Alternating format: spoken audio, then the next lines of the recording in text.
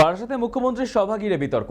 শুক্রবার কাছারি ময়দানে জনসভা প্রস্তুতির মাঝেই বারাসাত গভর্নমেন্ট স্কুলের সামনে মাইক বসানোকে কেন্দ্র করে ক্ষোভে ফেটে পড়েন অভিভাবকেরা। বর্তমানে স্কুলে চলছে ফার্স্ট সেমিস্টার পরীক্ষা, ফলে মাইকের আওয়াজে পড়ুয়াদের সমস্যা হওয়ার কথা মাথায় রেখে অভিভাবকেরা বিষয়টি প্রধান শিক্ষককে জানান। কিন্তু প্রধান শিক্ষক বারাসাত থানায় অভিযোগের নির্দেশ দেন, তবে অভিযোগ জানিয়েও মেলেনি কোনো সমাধান।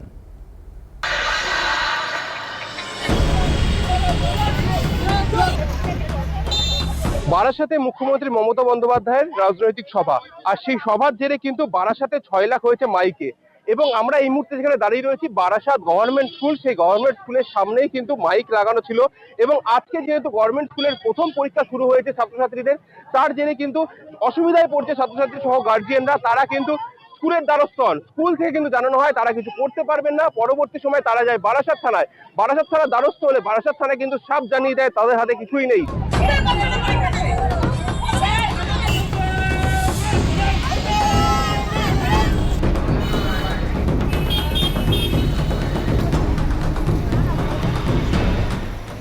আমরা তো স্কুলে পৌঁছলাম 11টা নাগাদ, তখন থেকে এসে দেখতে পাচ্ছি লাউড স্পিকারে মাইকটা চলছে।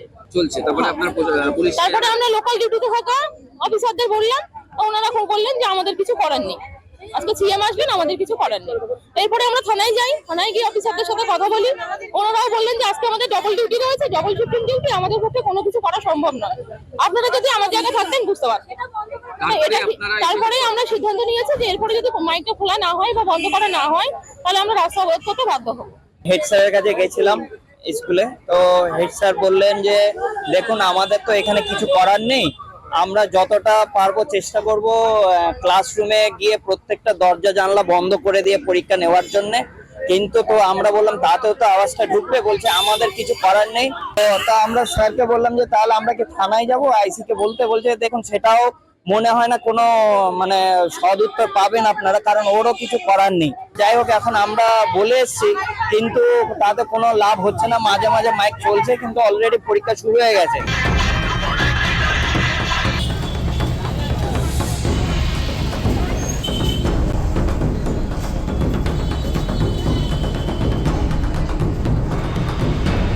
বাচ্চাদের পরীক্ষার থেকেও সিএম এর ডিউটি, সেটা কিন্তু তাদের পুলিশের কাছে বড়।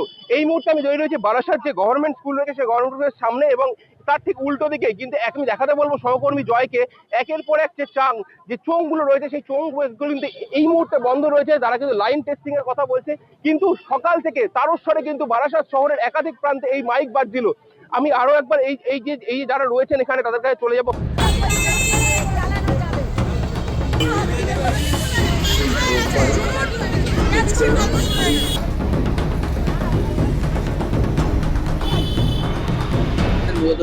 আমরা বারাসাত গভর্নমেন্ট হাই স্কুলের গার্জিয়ানরা সবাই এখানে রয়েছি। এখানে ক্লাস 6 থেকে 10 পর্যন্ত আমাদের ফার্স্ট সেমিস্টার চলছে, এখানে পরীক্ষা চলছে। তো আমরা পরীক্ষা দিতে এসে সকালবেলা দেখলাম স্কুলের সামনে 3টে চোঙ লাগানো রয়েছে এবং সেগুলো যথেষ্ট ভলিউম বেশি, যেটা বাচ্চাদের এক্সামের পক্ষে খুবই অসুবিধা। থানায় গিয়ে জানানোর পর অফিসার, যিনি অন ডিউটি অফিসার ছিলেন, উনি বলেছেন আমাদের পক্ষে সম্ভব না, অন ডিউটি আমাদের 2টো করে ডিউটি রয়েছে, আমরা কোনোভাবেই যেতে পারবো না, আপনারা বুঝে নিন। আমাদের এক্সাম 2:30 পর্যন্ত এক্সামটা অফ রাখতেই হবে, আর মাইকটা আমাদের অফ রাখতে হবে বাচ্চাদের জন্য, কারণ বাচ্চারা হচ্ছে আমাদের সমাজের নতুন ভবিষ্যৎ।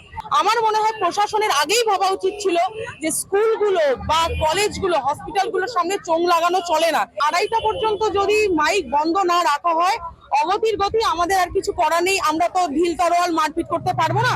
আমরা সিএম এর আসার পর ডাকবাংলোর মোড়ে আমরা গিয়ে অবরোধ করব।